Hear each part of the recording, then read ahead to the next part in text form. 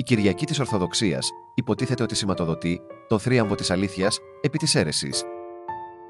Όμως, οι θρησκευτικές νίκες είναι απλώς η επικράτηση μιας ομάδας φανατικών επί μιας άλλης.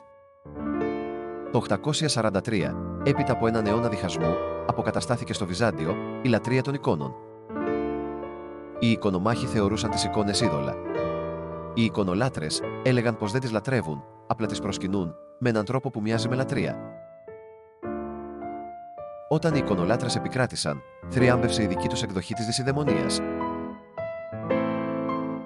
Και το γιόρτασαν με διώξεις και εκαθαρίσεις των ηττημένων. Ηρωνικά αυτό δεν ήταν το τέλος του δογματικού φανατισμού, αλλά η επισημοποίησή του.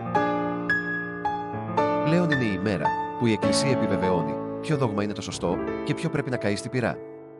Κυριολεκτικά ή μεταφορικά.